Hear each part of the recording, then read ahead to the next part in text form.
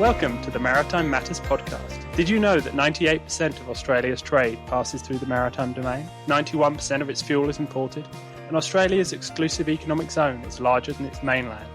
It's easy to see that to Australia, maritime matters. Maritime Matters is the podcast where we break down what the week's events mean for Australia's maritime security and the wider Indo-Pacific. Well, welcome to Season 2 of Maritime Matters. I'm surprised, Richard, that we made it here, but it's been 6 weeks since we completed Season 1. A lot's happened in maritime across both the region and the globe during that period. But what have you been up to, Richard? Well, first and foremost, I've not been talking about maritime things and doing kind of family and Christmas and actually having a life. I know it might seem surprising, but the thing that I've been doing, I've just finished actually reading the new Navy Chiefs book, which was edited by James Goldrick and Alistair Cooper, and it's a kind of a history book of the Chiefs of Naval Staff or Chiefs of Navy of the Australian Navy from 1911 to 1997, and I thought it was really interesting. There's a lot in there that I didn't know, and it's I think a great book for anyone interested in Australian maritime stuff. So I'd highly recommend that, and that's been something that I've really enjoyed having a look at. How about yourself? Look, I'd agree. I've actually just started that. I did get a copy last year and I intended to read it over the Christmas period, but I was too lazy. But I have just started it, so I would agree. Thoroughly recommend it. What have I been up to? I have a piece that should be coming out in the Australian early next week, looking at the Panama Canal issue. So we know that there is now a new president in the United States, President Really? Trump. I hadn't heard. Yes, in case you hadn't heard. And within 24 hours of taking over, he made some comments about a number of things, but including the Panama Canal, which made me want to do a bit of a deep dive into what is the history of the Panama Canal, what are the concerns that the US has, and what are Trump's specific statements. And you'll see my piece coming out in the Oz, basically Trump's statements on the Panama Canal that Chinese soldiers are controlling it and it's charging US ships more are incorrect or a lie. But the US is right to be concerned about security around the Panama Canal. And actually, there's a number of US think tanks that have been writing about this for a couple of years. So keep an eye out for that. It'll be on my website a couple of days after it appears in the Oz. I've also been in Taiwan recently talking about grey zone warfare, some of the challenges that Taiwan are dealing with at the moment. But over the Christmas period, while we've been living the high life, there's been a lot happening in maritime, right? So what are some of the things that have been going on? So yeah, lots and lots going on, some of which is kind of continuous stuff for before and some new bits and pieces. So the most obvious and the one that's actually getting quite a lot of attention consistently is the cable attacks and issues involving cables and pipelines in the Baltic, and the Operation Baltic Sentry, which is designed to try and get a grip on these. But I think the Scandinavian countries in particular are trying really hard to respond to these threats, but it is something that is clearly still very much a work in progress. Other things that have been going on, so the Australian government released the shipbuilding plan just before Christmas. Whether or not that was intentional, I think is open for debate, but that set out quite a lot of mostly what we already knew about what's sort of going forward in terms of Australian naval shipbuilding. Other things include kind of discussions, obviously, around lots of stuff coming out of the new Trump administration. You've already mentioned the Panama Canal. We've heard lots about AUKUS, which we might talk a bit more about later.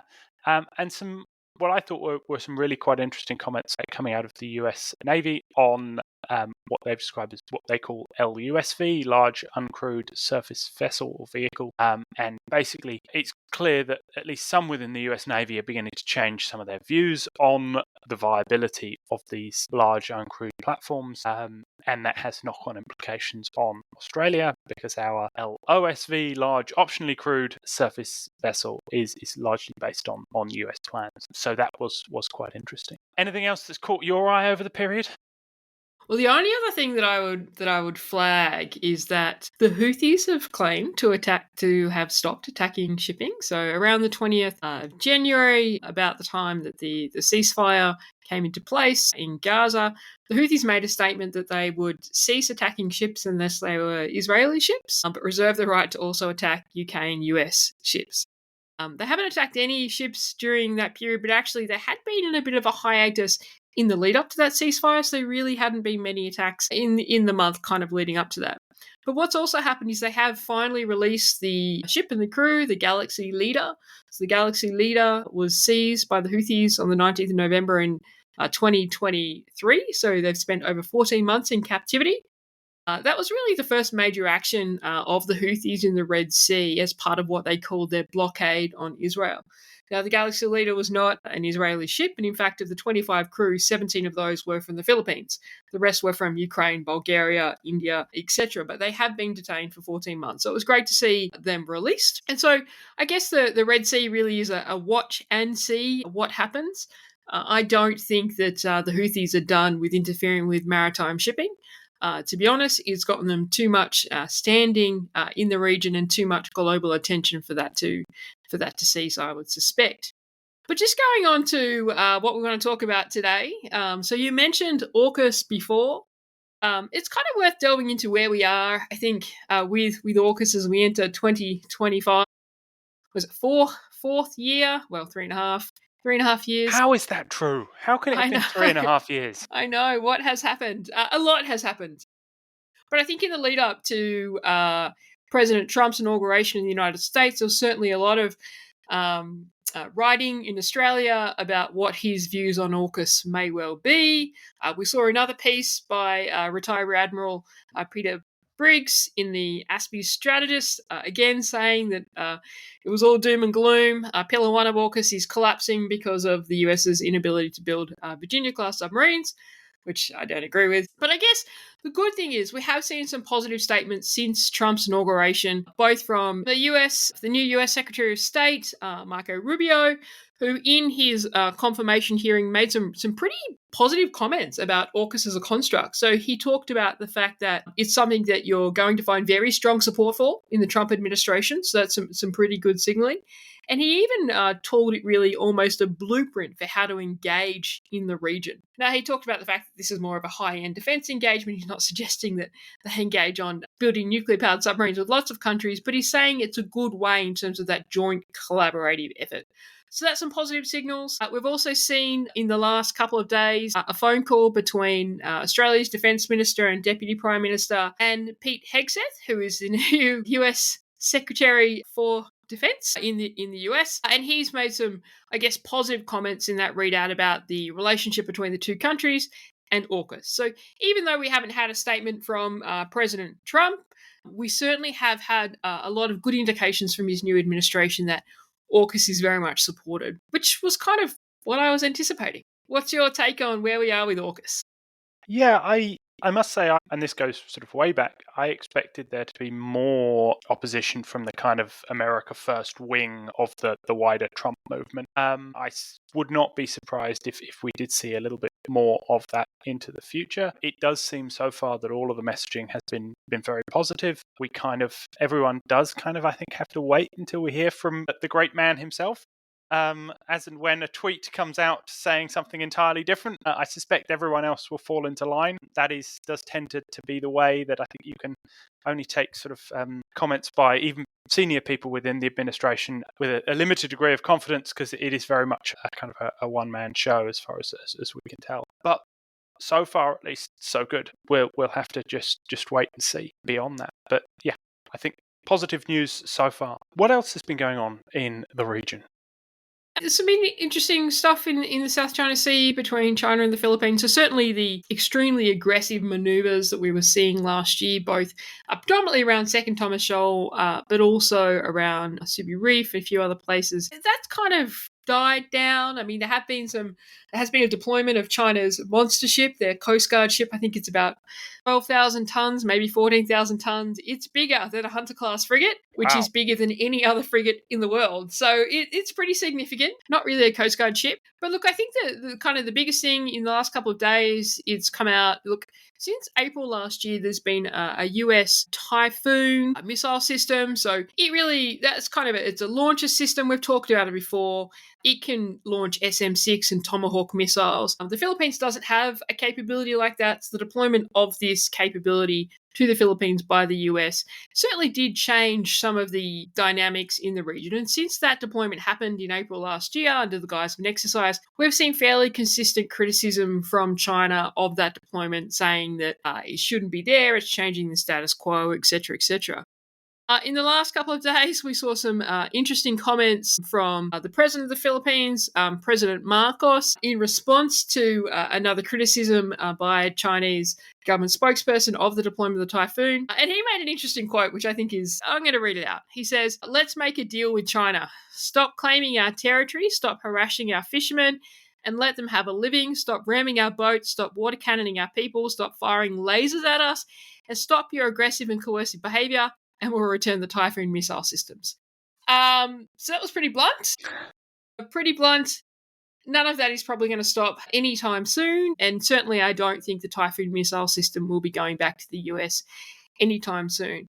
Interestingly, there's some reporting that it had moved from the northern Philippines, where it was, to be located closer to Manila, which actually puts a lot of these disputed features well within reach of it. And certainly, if that's happening, that is a pretty poignant signal.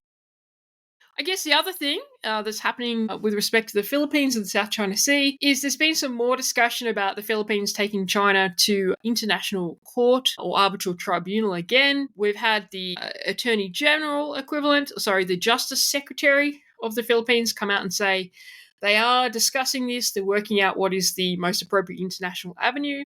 The nature of this concern is more about the environmental damage that has occurred through both the maritime militias that China's been deploying to some of the reefs and also the island building. And when you look at some of the statistics, so the 2023, the Center for Strategic and International Studies said that China's construction activity had buried more than 4,600 acres of reef, which would have a significant environmental impact. And the Philippines has claimed that there has been irreversible damage to coral reefs and marine biodiversity, especially things like their large clams. So that tension is still going on there, and still that discussion around the deployment of the Typhoon missile system. And then about the second kind of international case dealing with issues in the South China Sea, West Philippine Sea. What's your take on all that? Yeah, so I think it's interesting to see, as you sort of mentioned, some of the most extreme sort of incidents and tensions seem to have died down towards the end of last year, but the tension is still very much sort of there bubbling underneath. President Marcos is certainly not backward about coming forward in some of his statements, and he certainly says it how it is. I think it's interesting in terms of the Typhoon or Typhoon. It seems to be interchangeable at various points, but I think it seems to now be Typhon. But anyway. Maybe. I'm happy with Typhoon, but yes, maybe. The missile system that was initially deployed there as part of an exercise and then kind of seems to have stayed there for quite a long period of time, which, as you say, I think it's a significant capability, but it's also a quite a significant sort of statement in terms of the United States' capability and commitment and this idea of responding in many ways to, after all, what is the Chinese missile systems that range across this whole area. And this is I think, this missile system is part of a wider American response to those kind of things. And you've also seen the deployment of HIMARS, and both Philippines and US HIMARS and other missile systems being used as part of exercises like Balakatan and elsewhere. So it sort of fits into that kind of narrative. And there was also a little while ago some reporting that from a senior Philippines defense or military person that they were actually interested in potentially trying to acquire some of these systems. Now, whether or not that'll happen, I think remains very much to be seen. But it is interesting how it feels like it is sort of changing the weather or changing the dynamics a little bit in the region. So yeah, I think certainly very interesting to see how these things play out. I can't imagine that as you say, the missiles are going anywhere, and the more the Chinese make a big deal out of it, the less likely they are to be moved anytime soon.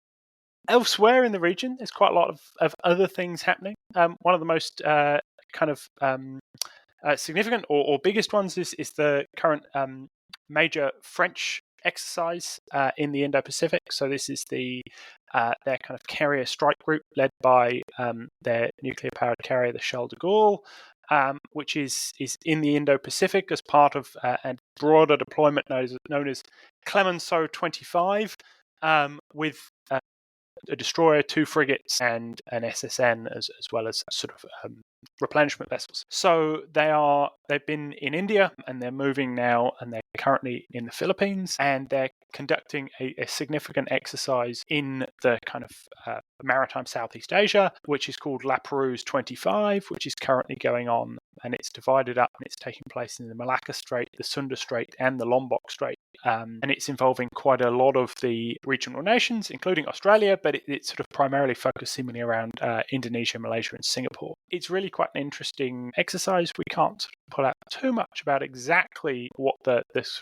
big theme of it is. The French statements have made quite a lot talking about maritime safety, which I thought is an interesting way of describing it, particularly when they're then talking about operating in these 3 key choke points, which can't be missed by anyone when you're operating major capability in these 3 key kind of choke points. And so that slight juxtaposition between the language that's being used, that's very much kind of on the softer end of what I would describe as maritime security, and both the kit and the location, which is perhaps pointing towards something slightly different. But I think we will be hearing more about, and we'll be talking more about this major French deployment for some time to come, because they're going to be going on into the Philippines Sea and into the Western Pacific and doing further exercises with the Australians and the US and Japan and others. So I think that's a pretty significant deployment, and it's interesting to see the continued focus by certainly some European nations on the Indo-Pacific. Obviously,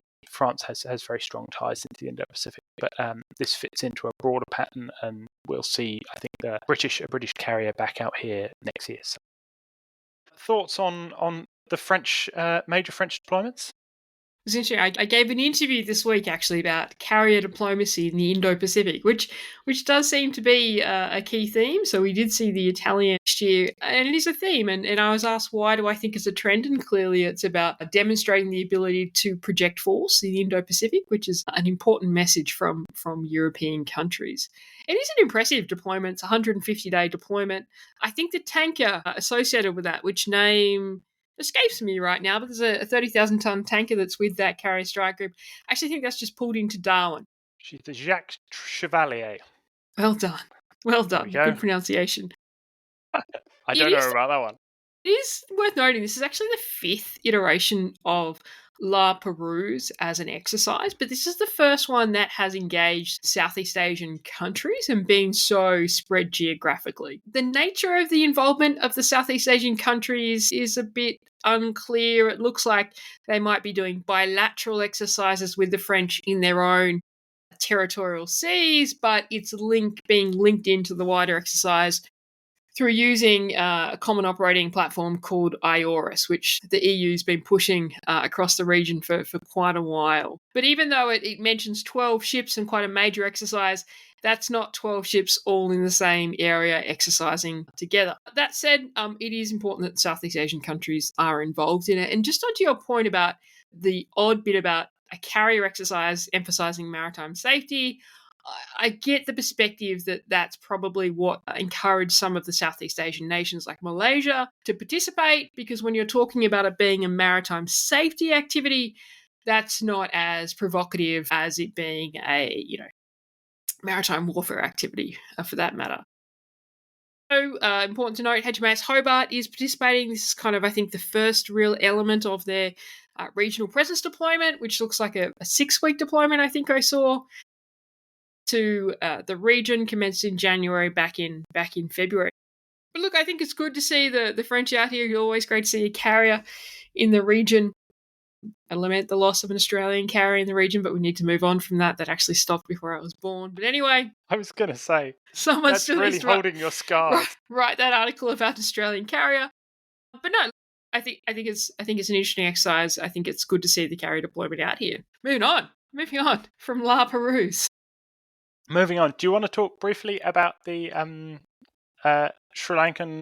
Oh yes, I did. So obviously, if you've listened to a few episodes of this, you'll know that the Combined Maritime Forces is an organisation close to my heart. It has been expanding over the last couple of years. So in 2022, it was 38 nations. It's now 46. Now, the level of participation of those nations in the Combined Maritime Forces, which, if you're not familiar, it's a maritime security organisation based in US Fifth Fleet in Bahrain.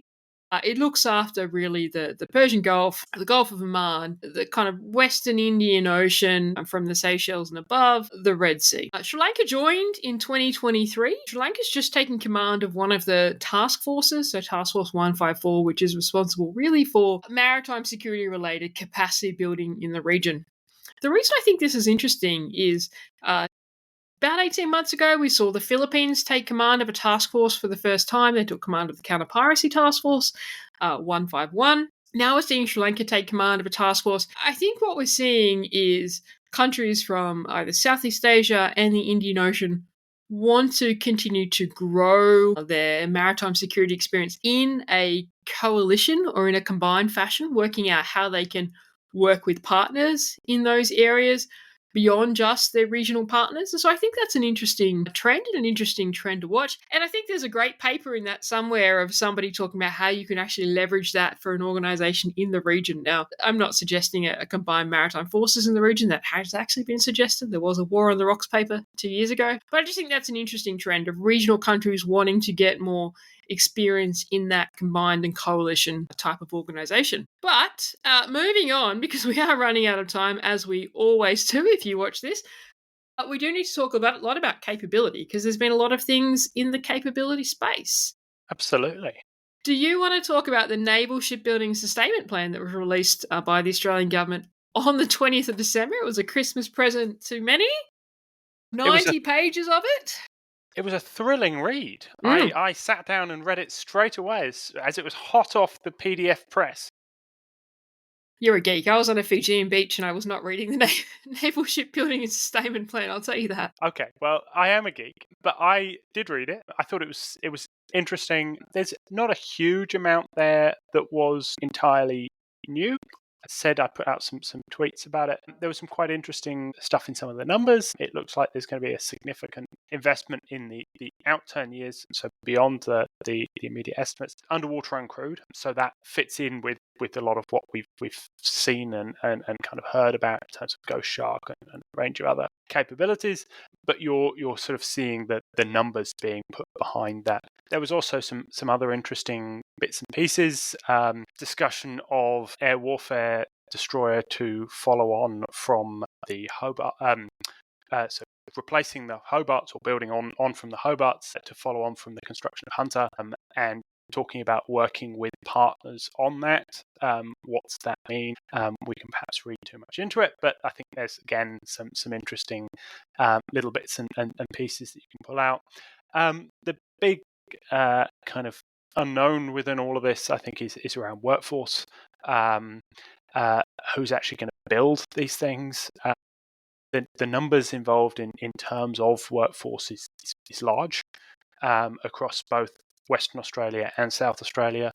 And actually, there is quite a lot in there about how they're going to try and grow from sort of drawing people into the industry, encouraging people to stay, all the way back to kind of getting people involved in STEM education, etc. Now, personally found that I thought there's a lot talk. How much of that is going to be sort of followed through, and lots of the programs that were discussed, when you kind of looked a little bit more, they're quite small. So actually getting to grips with this fundamental problem, I think, is something that I have certain doubts about whether or not enough is yet being done to ensure that we're actually going to have the capability to follow through on the grand plans which are set out in the Naval Shipbuilding and Sustainment Plan. But maybe that's just the cynic in me. What were your takes? Look, I guess the first thing is kudos for it getting out in 2024. I think it was an important document to come out. It's not our first one. It is our first one for a while. It was signposted in the February announcement about the expansion of the surface combatant fleet. It was a recommendation of the independent analysis team. So it's good to see it out. I have a problem with any document that is 90 pages that's meant to be communicating to industry and the public. I just think it's way too long, to be honest.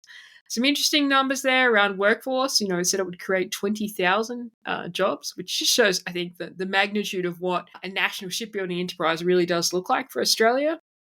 Look, I don't think there was anything really new in it. It's probably good to have the information consolidated. But my biggest problem, and it's not necessarily with the shipbuilding plan, it more goes back to the structure of the Navy and the maritime element of Border Force for that matter. It's do we have the right fleet structure and are we planning for the right fleet structure? And really, this has I think it was probably about 200 words on oil replenishment capability. And this is the 30-year plan for shipbuilding. So, we know we have significant issues with our two tankers. I'm not unsure. According to the plan. So the plan doesn't mention. Manages to avoid all mention of any kind of issues, which I thought was an interesting gloss. It is, right. And so I think that the recommendation of the independent analysis team was that this was to be released every I think it was 2 years. There was a battle rhythm around it, but he doesn't talk about the fact that both tankers are still unserviceable, is my understanding. I think we would see a big announcement when they become serviceable, so I assume that they're both unserviceable. But also the issue that was really talked about by some, including myself, with the announcement of the expansion of the surface combatant fleet back in February, which is if you're going to have more surface combatants, you need to have more tankers. Now, 2 tankers was never really enough for Australia anyway. They are tactical tankers, which means they actually don't carry a lot of fuel or stores. Really, we always should have had a plan with a strategic tanker. So if we look at the French tanker that's just come into Darwin, it's about 30,000 tonnes. That's a strategic tanker to kind of play off with that. So I think there's an issue with our replenishment mix that's not really addressed in any way, shape or form. Stand fast to current issues. The other point, and I'm not sure I expected the shipbuilding and sustainment plan to address this, but it goes again to the mixture of the fleet. I personally think we have real issues in terms of hydrographic vessels, in terms of mine warfare vessels that we're just not solving. And it's a little bit concerning that we've got this 30-year shipbuilding plan, which, don't get me wrong, it's ambitious. I think one of the figures it says it's like 79 vessels that are being constructed or upgraded. It's huge. But it's very obvious to see the key issues in terms of the structure of the fleet. Nothing in this shipbuilding plan is actually addressing that, and we're investing a lot in Army amphibious capability, a large number of vessels. We're not seeing investment in things like mine warfare, hydrography, etc., which would be critical to keeping those vessels safe in and around our waters. So that's kind of my comment on the shipbuilding plan. No surprises, and still we have these issues with the structure of the fleet. Talking about shipbuilding, we ought to talk about OPVs. Only yesterday, 2 big announcements about the OPVs. Yeah, so I guess, it's exciting. We firstly ought to explain what an OPV is. Yeah, right. Okay, we're using acronyms, right? We are. We've been told we need to stop acronyms. We have. We've also been told to get better microphones. That's down the track. The offshore patrol vessel. So the offshore patrol vessel, originally kind of thought of as the offshore combatant vessel in the 2009 white paper. It's gone through a number of iterations in terms of what it was meant to achieve and how many we were going to get. It was kind of envisaged as a multi-role vessel. The 2024 structure plan talked about 12 OPVs, but then this option to grow it to 20, and they may well be able to do mine warfare, hydrographic functions. It's kind of this idea of a containerized capability where you could say, we'll put this container on it and you are the mine warfare ship. We'll put this container and you're the hydrography ship, etc., etc. There became a lot of discussion kind of post the 4 structure plan in terms of, how does this vessel really fit into the fleet? It is not particularly survivable. It's very lightly armed, so it doesn't have any missile capability on it. It was meant to have a 40mm gun. That gun became part of a project of concern with the ANAO, so Australian National Audit Office. It now has a 25mm gun, which is repurposed from the Armadales that have decommissioned. And there's a question about what its role is. We were meant to get 12 in the independent analysis team report in the Expedition Service Combatant Fleet in February 2024. It was reduced down to 6. Interestingly, in the kind of announcement that came out yesterday, I think, which said that Arafura, so the first of the 6, new ship Arafura, which was actually first launched in 2021, was meant to be commissioned in 2023. It has finally, as of yesterday, been accepted into the fleet. So obviously, whatever was holding it back, and we can get into that, there's nothing that's been officially pointed out, has been dealt with, and there's an expectation it'll be commissioned later this year. So it's going to move to Western Australia from Osborne, where it was constructed, and be commissioned. Interestingly, in the announcement about that, just talking about kind of the roles and responsibilities and where it fits into the fleet. So when we talk about, okay, what is the role of this vessel that doesn't have much of an offensive capability, it's not particularly survivable. In the announcement yesterday of the Navy accepting it, it talked about the role being a civil maritime security role. I would argue, why does it belong to the Navy then? Why not the Border Force Maritime Unit? And also supporting presence operations and regional engagement in the Southwest Pacific and Southeast Asia. That's very different to the role that was perceived of it in the 2009 white paper. The other element is that Air, so new ship Air, which is the second of the Arafura class OPVs, it has finally commenced sea trials as of a couple of days ago. So hopefully we will see whatever issues were in terms of delaying Arafura being accepted as the Navy. The Air might soon be accepted as the Navy and commissioned later this year or early next year. So we've seen some progress on the OPVs. I guess my kind of concern is that it's still not clear publicly what the issues have been. And certainly not clear if we're learning from them in terms of progression towards the Hunter build or C3000. What is your take on the news about OPVs? So I must say I'm more of a fan of an OPV than many. There was a lot of OPV hatred going around for a long time, particularly around the fact that they didn't have any missiles on them. They weren't snazzy. They didn't sort of do things that went bang and would kill people coming from the north. And whilst I fully take on board a lot of those points, I also would highlight that what is it that navies do? What does the RAN do a lot of the time? It does the two other missions as set out in kind of naval strategic theory, what it is that navies are there for. It's not only military stuff, it's also diplomatic stuff and it's constabulary stuff. And fundamentally, that's what the RAN has done as in terms of its actual activities for most of the past 80 odd years.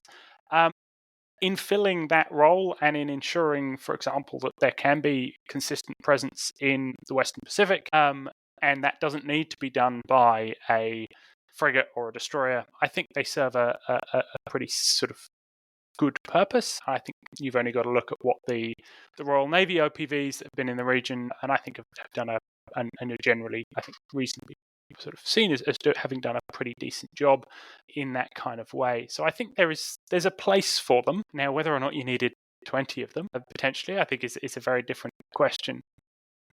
Now, there's obviously been a whole different set of issues about the build, which quite clearly has not gone according to plan. And the point that I would highlight with this is that it looks like progress is now being made with the first 2 hulls. It's important to remember, though, that the first 2 hulls were built at Osborne, so in South Australia. The remaining 4 hulls are being built in West Australia, in Henderson.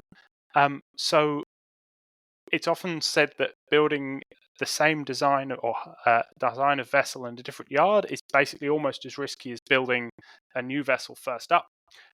So it's by no means going to be necessarily plain sailing from here on out, just because the first 2 hulls seemingly there's going to be sort of progress on these, and Arafura has been accepted by Defence, if not yet commissioned into the Navy. So I think there are still significant question marks hanging over this program.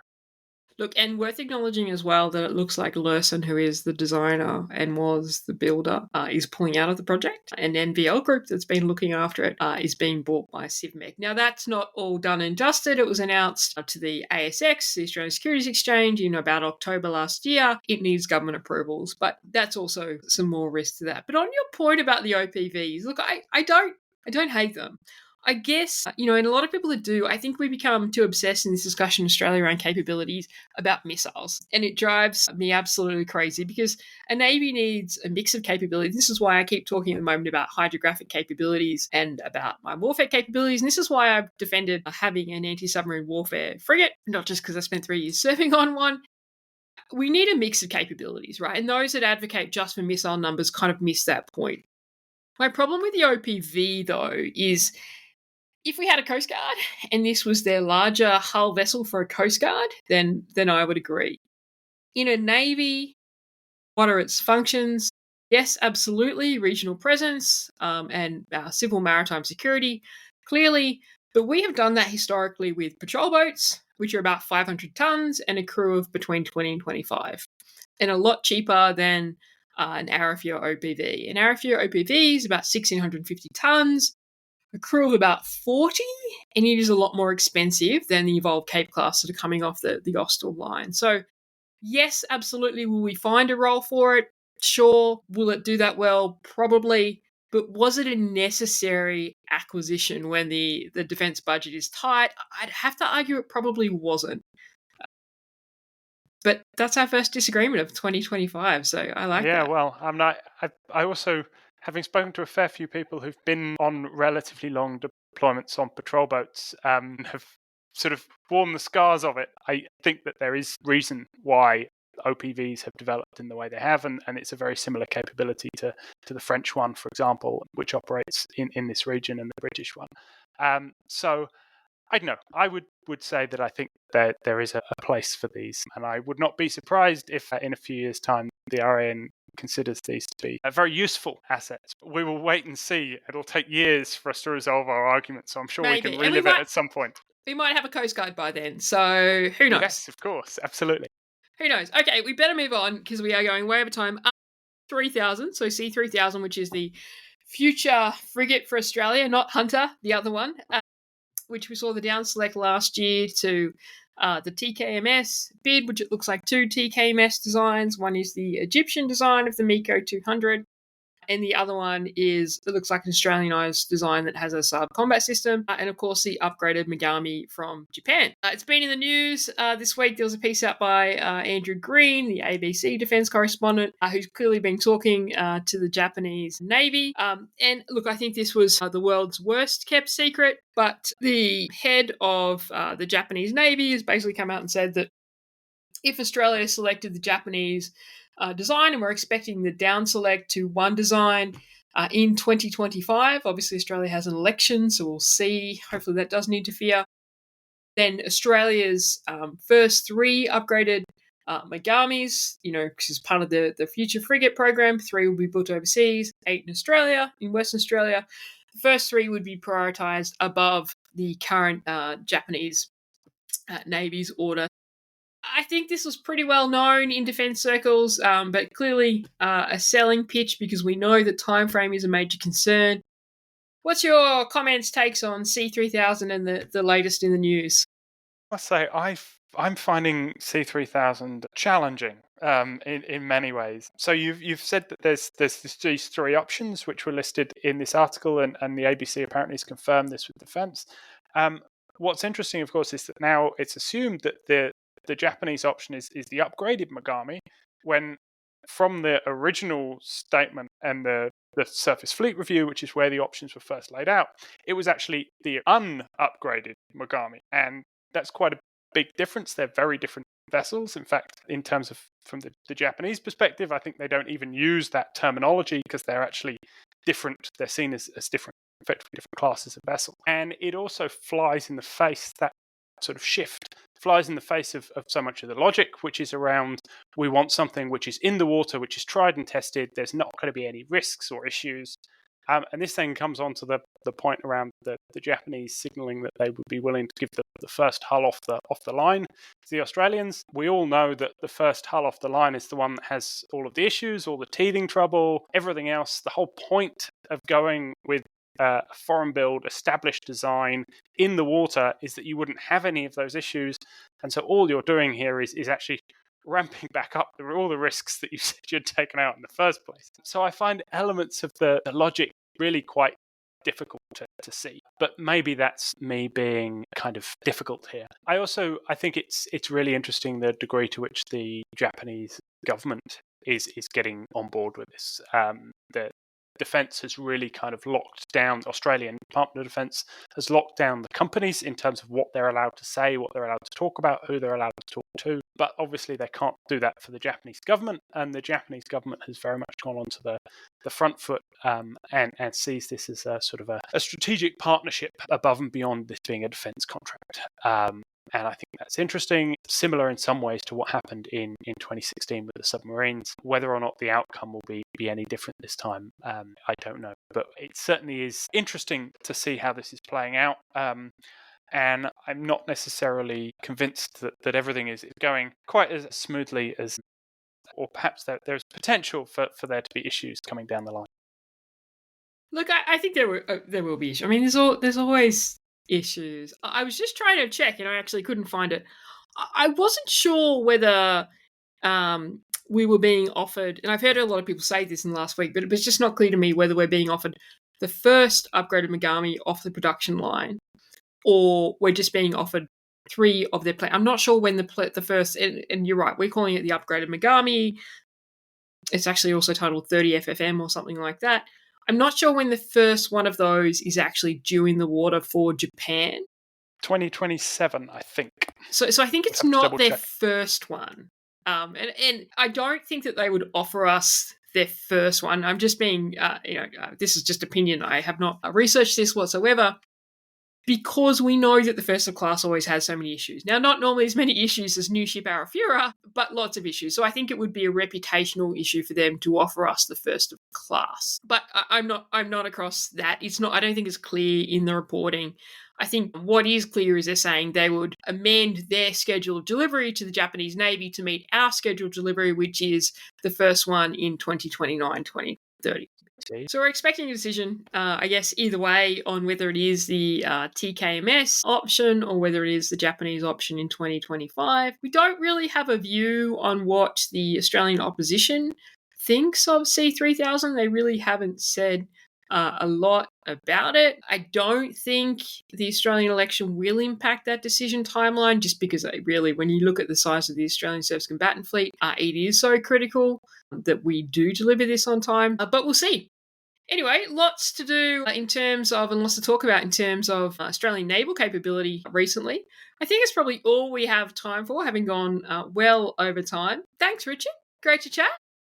As always, really good to have a conversation. Good to be back on the bike, as it were, talking about why it is that maritime matters. You probably should be saying back on the boat, but yeah, absolutely. Maritime matters. All right, thanks, Richard. Cheers.